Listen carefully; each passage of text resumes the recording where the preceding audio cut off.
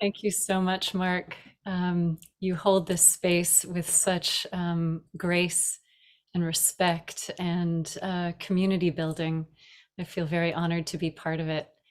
And Kat, thank you for holding the tech pieces today, supporting our ability to be here together.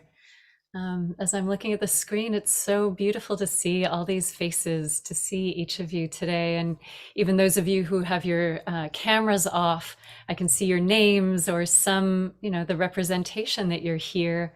And it's rather remarkable that here we are together on this 48th day of a 49-day period of counting the Omer. So today is 6 weeks and 6 days of the journey from leaving Egypt to the foot of Mount Sinai, with Shavuot tomorrow night, making ourselves ready to receive Torah and to open to revelation, to divine truth, to divine presence. As Mark mentioned earlier, today is, or this whole week, is the quality of Malchut. It's the sphira, the dynamic, divine quality of God's immanent presence. I like to think of it as a way of feeling and sensing that everything that we see, everything we encounter and feel in this physical reality is God in drag. I love that image. And so we get to have the opportunity from this very moment of beginning. You can close your eyes if you'd like to, or leave them open, to turn to this moment's experience as divine presence.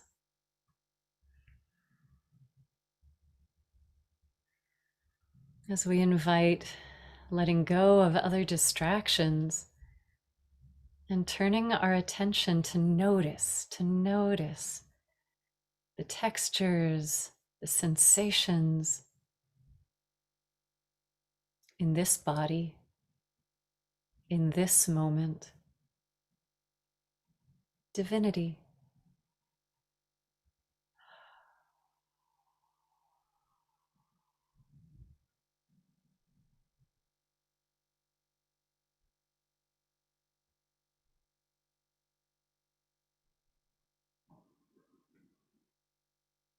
What can soften in your body, in your heart, mind,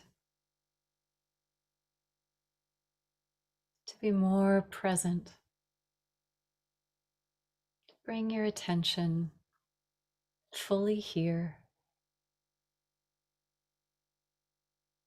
and touch this experience, this moment with yes. Yes, holy.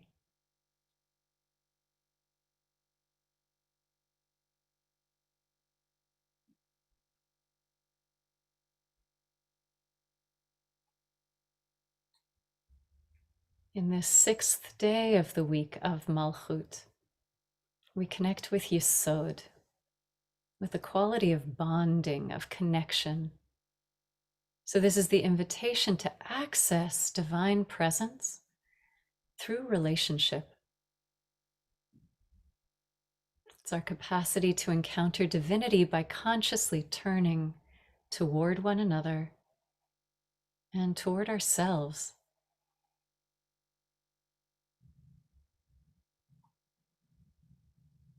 A beautiful sacred meeting.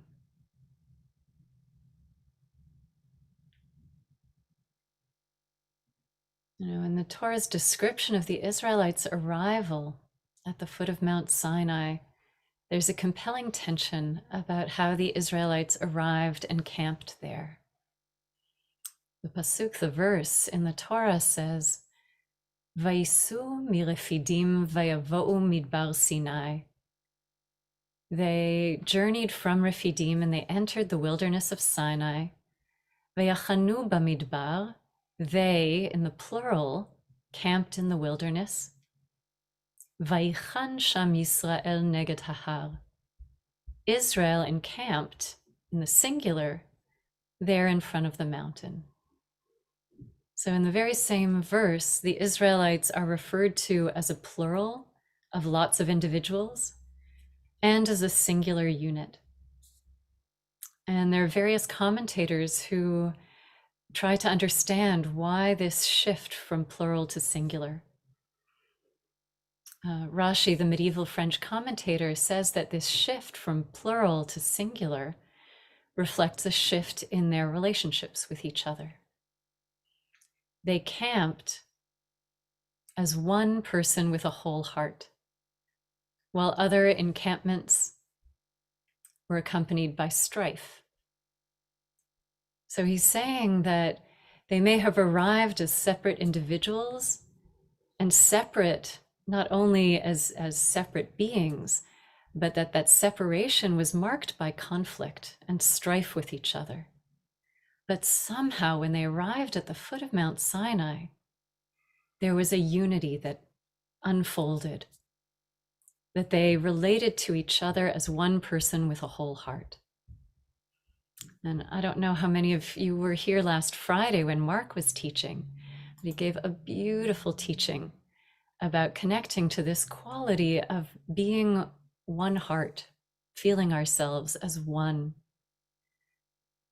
And what I want to explore today in this aspect of Yesod, of relationship, is this shift not only from a sense of separation to unity, but specifically what role conflict plays in that.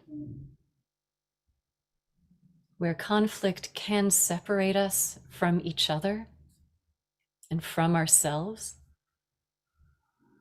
or it can actually be a context for practicing, being with all the textures and dynamics of our full selves, held in the heart of holiness. Because conflict is part of life. So often when I sit in meditation, what I encounter are the fractured and conflicted parts of myself. The ways that I feel like not enough, or a failure, or too much. And as soon as I identify with those parts of myself and want to reject them or hate them, I'm at war with my own humanity.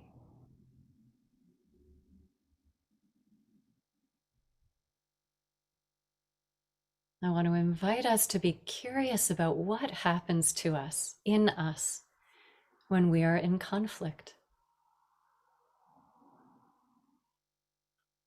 I know in my own experience, so much depends on how I relate to myself and to the other person.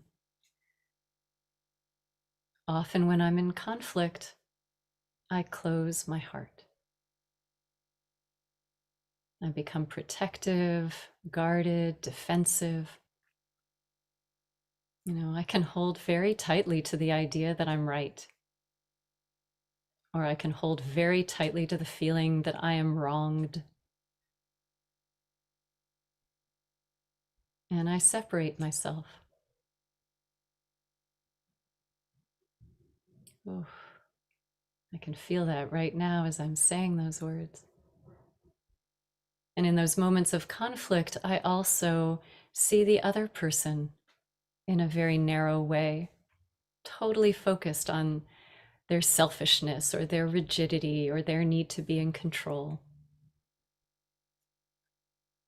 And in those ways of being, in that closed-heartedness, I'm not receptive. I can't listen. I'm totally identifying with one narrow part of myself or a narrow part of the other person. And of course, that doesn't leave room for Shekhinah, for divine presence.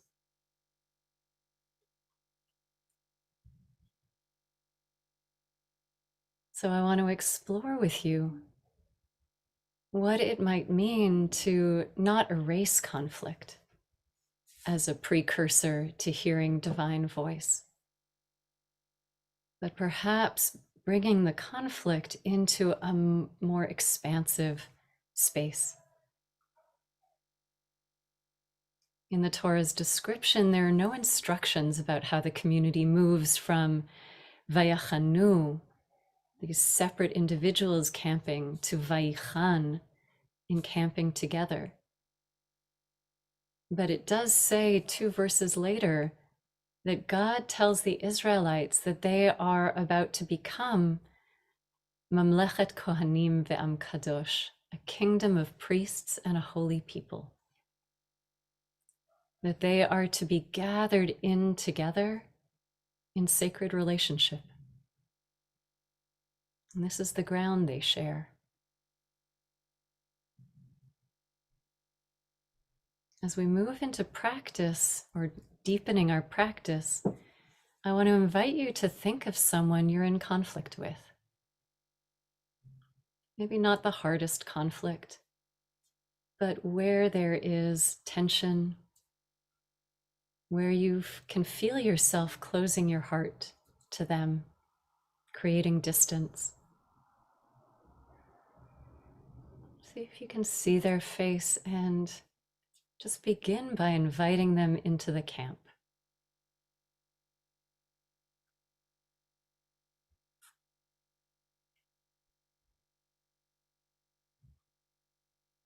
Inviting them in.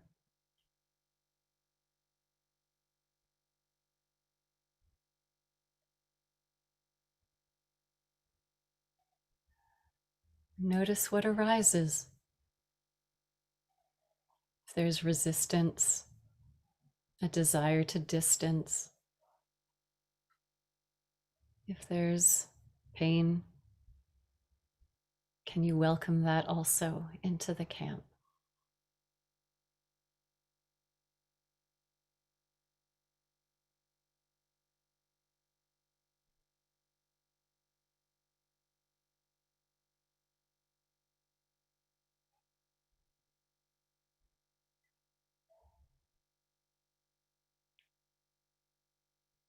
I want to share a series of intentions or ways of being in relationship with this person in this shared camp. And as I offer each one, notice what arises.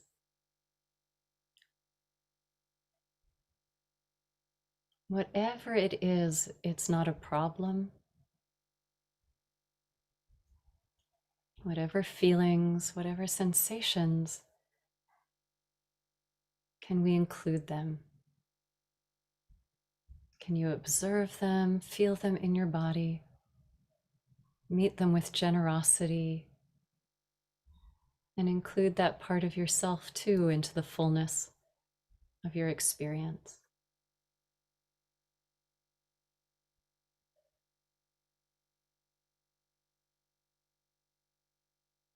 So this person you're in conflict with, has a beating heart, just like you.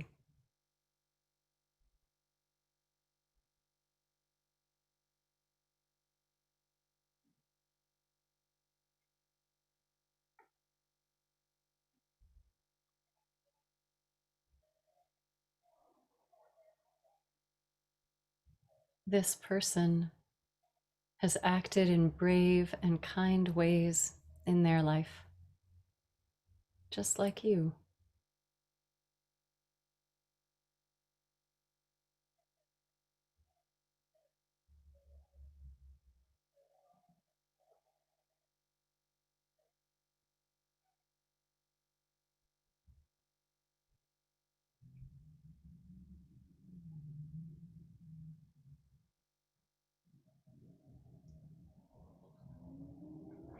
This person has made mistakes and done things that they regret, just like you.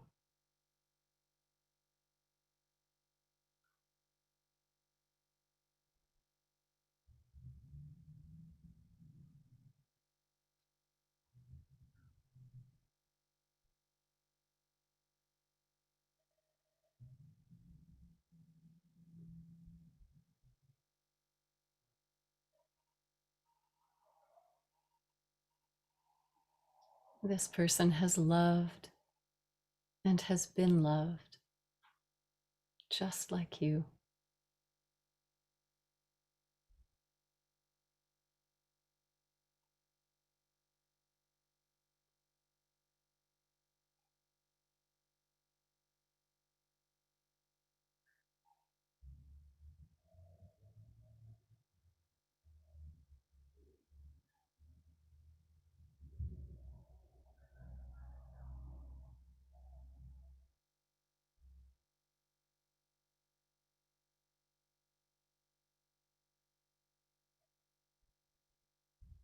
This person has felt rejected and alone at times, just like you.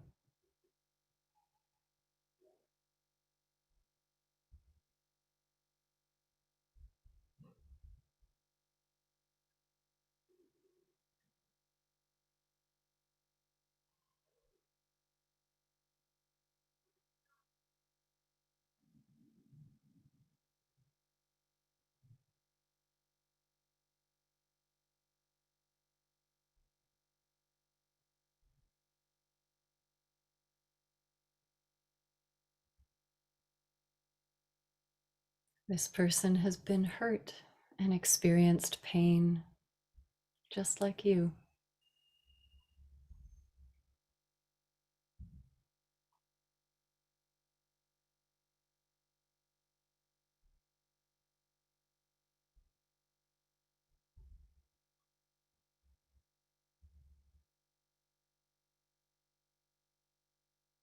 This person has caused hurt, just like you.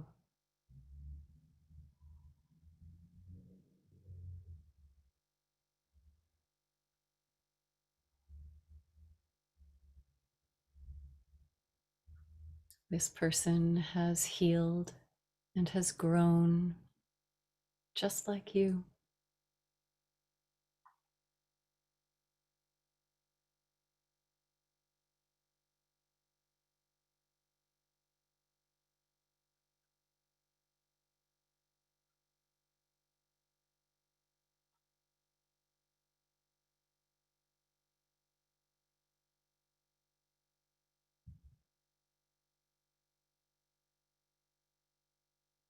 This person has been afraid, just like you.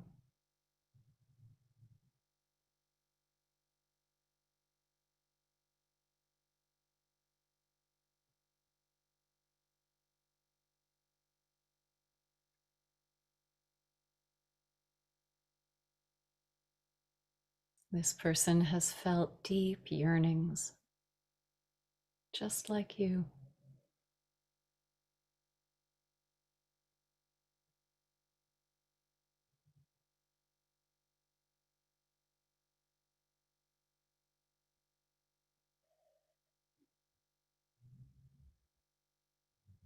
This person will die one day, just like you.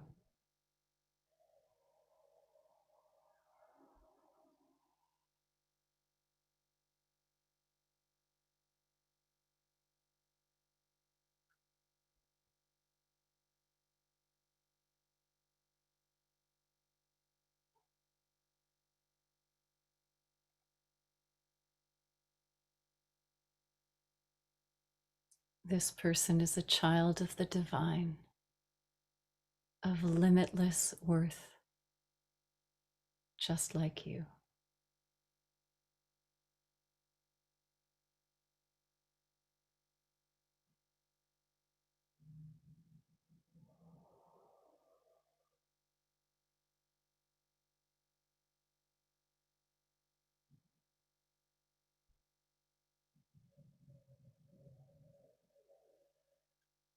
Let's linger together in this common ground for just a couple more minutes. Common ground is holy ground. May we meet each other there.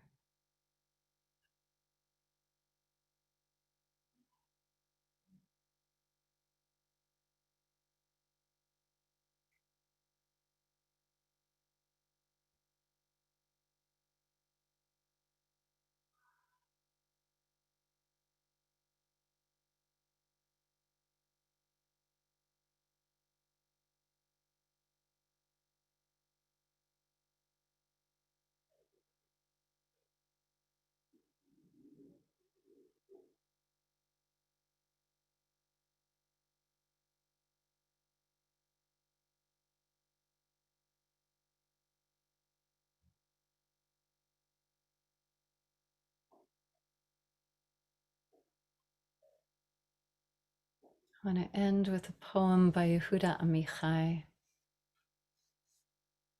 called The Place Where We Are Right. From the place where we are right, flowers will never grow in the spring. The place where we are right is hard and trampled like a yard. But doubts and loves dig up the world like a mole, a plow, and a whisper will be heard in the place where the ruined house once stood. Friends, may it be our blessing to take our places of struggle and conflict with us to the foot of Mount Sinai. May we be blessed to draw in and include everything that wants to push out, to gather in, and to sit together, and to see what whisper can be heard from that place.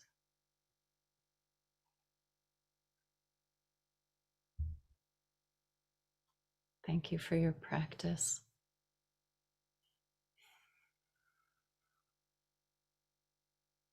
Amen. Amen. Thank you so much, Miriam, for that really extraordinarily beautiful teaching and practice in preparation for our assembling at the foot of the mountain.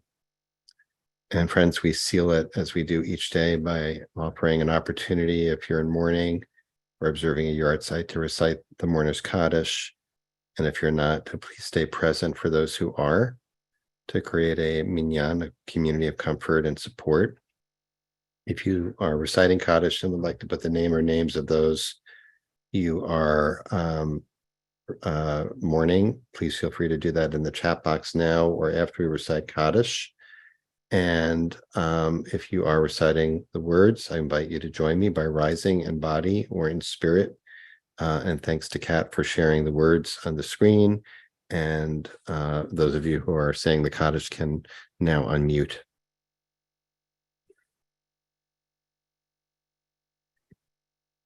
Yitgadal. Amen. Dibra Kirte Biamlifu Kute B'chayechon Uvyomechon Chayechon Israel Hagala Bisman Kareem Amen. Amen. Shmei Rabba Mevarach Shalom Rabbi Rame Omaya. Omaya Yitbarach Yitbarach Yitpa'ar V'yitmam V'yitnaseh Yitadar V'yitaled V'yitpalal Elam Miko La'elam Mikol Birchata B'Shivata Nesamata Ushbachata Ambiyama V'Nechemata Amiran Ba'alma Imru Amen. Amen. Yishmaya Ish Lama Rabba Shemaya B'chaim Aleinu Amen. Aseh Shalom B'Romav Aseh Shalom Aleinu V'Al Kol Yisrael V'Al Kol Yoshvei Tevel Imru. Amen. Amen. Amen. Amen. Friends, thank you so much for joining us today for this really beautiful practice. And if you're leaving us now, we hope you'll join us tomorrow for the final day of the Omer, leading into Erev Shavuot, and will be led in practice by Kohenet Kashira Halev Fife. Very much looking forward to that. Just a reminder, of course, no live sit on Friday or on next Monday, but we'll be back next Tuesday for 4 days of practice starting next Tuesday. Thanks to Kat for holding our space. Thanks to Rabbi Miriam Margles for today's beautiful practice. And you're welcome to stay on and to use this time just to continue to sit. And if it's helpful for you, you can use the container of this time and space in this community just to sit with that beautiful teaching for today. And you can turn the sound off or down on your device if that is what seems to be the right for you right now. And otherwise, you're invited to join us for a conversation with Miriam about about the teaching, or just to share your reflections on today's practice. So I'm going to invite Miriam in. If you have a question, if you can put it in the chat by prefacing it by writing question in all caps. Try to keep an eye out for that. There's no source sheet today. There is the poem by Yehuda Amichai, which is one of my favorites as well. Miriam, it was really something. People often, it's interesting to me, participants in our daily sit, and myself included, often while we're sitting, I've noticed that there's invariably a question about, but what, especially if it's like a compassion based or a meta or blessing based approach, but what about, the people who really are the problem? What about people I really can't stand? What about the people who get in the way? And this teaching today was such a beautiful way of addressing that issue, which seems to just bubble up, that we sort of think about like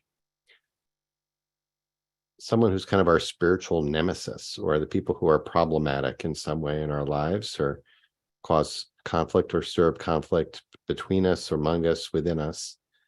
And so first, I just want to make sure that I'm stating correctly some of this teaching, which has to do with, it's a beautiful combination of empathy, of realizing that when I'm going through, other people are going through also. So we have that in common, which creates that common ground. There's something about that refrain, just like you said, just like you, or just like me, that adds another dimension to that, which is to say, there really isn't so much of a separation between us. It's not just, oh, I understand how you feel, or you probably have felt the way I feel, but that there is a unification and presence that, like you said in the quoting that Torah verse, that transforms the many into a singularity, a oneness. So I just want to make sure I'm like restating, the essence of that teaching in that way. You were inviting us to call to mind somebody with whom we might experience a sense of conflict, and then describing a different aspect. Sometimes we might think, sometimes positive, sometimes problematic, right? In which we've all got it. It's all happening for all of us. Yeah. You stated it really beautifully. I think when I was preparing for the session, I encountered that verse. I was reading some of the different interpretations of this shift from the plural to the singular. Mm-hmm. It made me worried right away. Is this a teaching of a kind of spiritual bypassing? Like, if we're really at a level of spiritual openness and are readying ourselves to hear divine word, to be with divine presence, there can't be any conflict. And so let's just wash over and wipe away. Somebody asked what verse in the Torah. It's Exodus chapter 19, verse 2.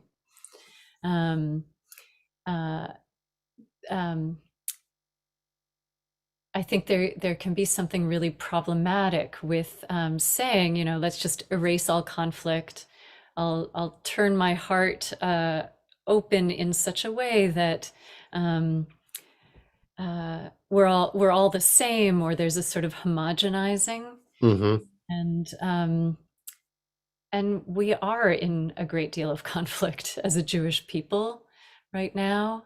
And as I said, in my experience, most of the time that I sit in meditation, I encounter all these difficult parts of myself that I start fighting with, or that I always, the fight is always there.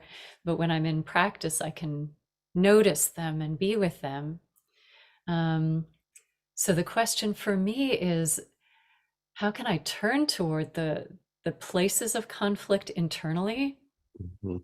with much deeper compassion, and turn to a person I'm in conflict with and not reduce them and not reduce myself to the places where we're hitting up against each other. Yeah. I just want to put a fine point on it, though. It's interesting. This is like, I think, something I'm seeing maybe for the first time today, that, I used the word empathy before, of, feeling some kind of commonality and connection, like, oh, where I begin with the focus on the other, and I'm trying to kind of cultivate a compassion by saying, oh, they've made mistakes too, or they've been hurt too, or the litany that you went through, and that helps me see them again, not not make them other, but be in relation or feel something for them. But the other part of it was actually that the conflict with the other actually is a mirror into our own internal conflict that we're projecting onto them in some way, which I think is a kind of a fundamental Hasidic teaching. I think the Baal Shem Tov really taught that every person that there are a lot of contemporary versions of this also, but there's the Hasidic version of that each person is is our teacher, and a mirror back into our souls. So if we're in conflict, what we need to do is to say, oh, thanks for shedding light on this issue within me that requires some healing and tikkun, some repair. So in other words, how do we get to that oneness?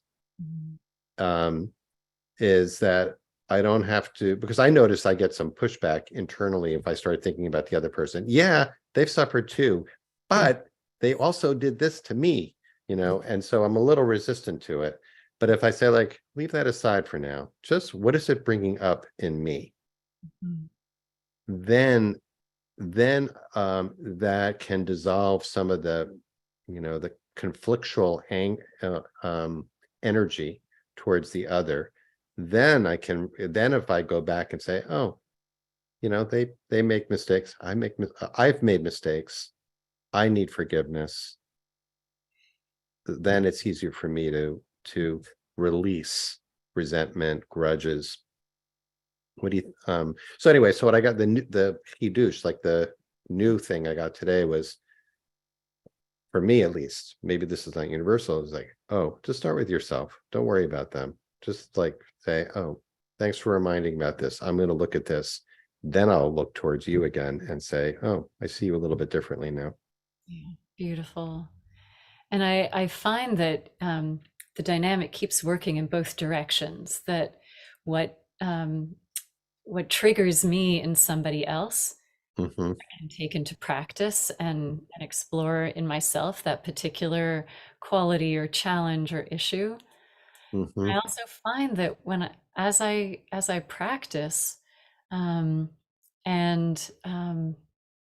bring kindness to those unskillful places in myself Mm-hmm. that are protective, that are trying, that I think got in there as a young person to protect me and care for me and comfort me, Mm-hmm. and keep me connected. Mm-hmm. That the more that I can witness those parts of myself with gentleness, Mm-hmm. say, oh, it's not my fault that that's there, and I want to make different choices as I grow in awareness, then I have more capacity to see other people through that lens. So when somebody's being unskillful in my direction, Mm-hmm. rather than just being angry, defensive, push them away, create separation, that's an opportunity for me to say, I don't know where that habit comes from, where that hurtfulness is generated from, but I can trust that it came from a place of hurt, or I can trust that it got in there somehow, Mm-hmm. and In uh, the other, in the other person's. right, right. So even if it's not about figuring out um, uh, sort of what should happen instead, I Mm-hmm. just have more spaciousness for, right, human beings, we are hurt and scared and we act out in ways that are harmful. And the more that we can witness those parts in ourselves and include them, Mm-hmm. bring them into the camp, Right. sit with them in the context of divine, loving, open ingathering, Mm-hmm. it gives us the capacity to do that with other people as well. Yeah. It's reminded me, we haven't referenced this in a long time, but we used to all the time on the daily set, Rumi's poem, The Guest House. And it's making, because I love the idea of Sinai as being a place where like everyone is welcome and all parts of everyone is welcome, but also that each of us has this Sinai, the way you're describing it, we all have this Sinai within us where we need to welcome and not reject any aspect of ourselves. And we're just welcoming all aspects of ourselves. And in Rumi's poem, of course, it's about, this guest house that where all, anyone and everything and all feelings and thoughts can check in for however long they need to. And the secret ingredient here that you're describing, I think, is to do that with a lot of tenderness and love, right? And not to reject it. There's Lori wrote, I had a hard time with seeing the person as vulnerable and conflicted, quote, just like me, because I put this person on a pedestal. The only time I, quote, got it was the last comment. We will both die. This person will die, just like you, just like me. How did you wind up there? How did I? Yeah, like just in terms of the sequence, I don't know if you, whether that was sequential or whether just were ultimately, oh yeah. And anyway, I think all it's that. about creating that common ground of humanity, Mm, of sacred and vulnerable humanity. mhm, And I think right at the heart of it is our mortality.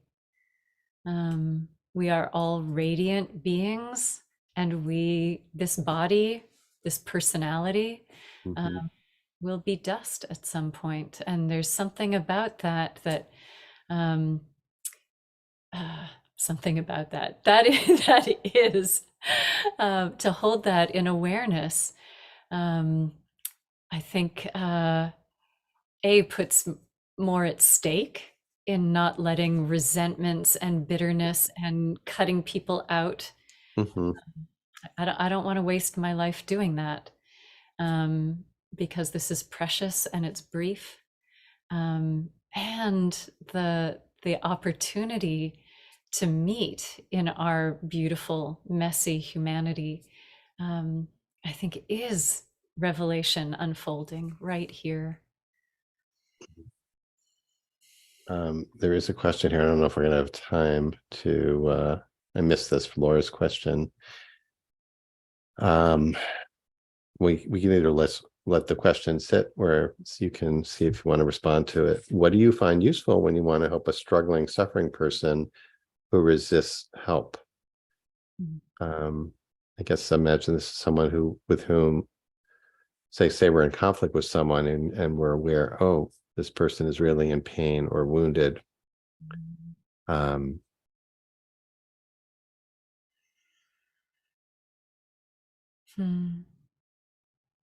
It's so hard to generalize because Yeah.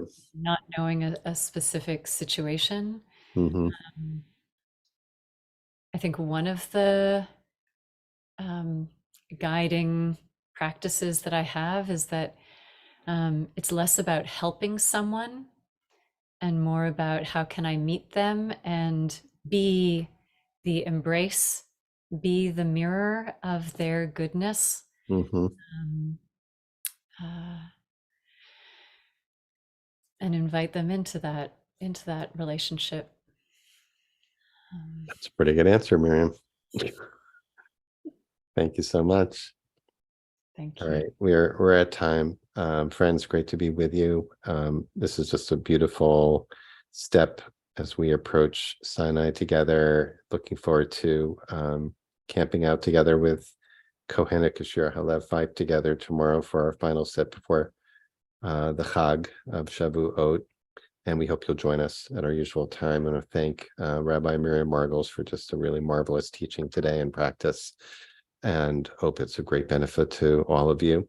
And to thank Kat Esposito, of course, as always, for holding our tech space with grace and skill.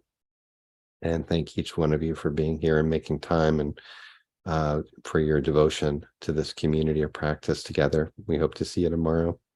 Many blessings, everyone.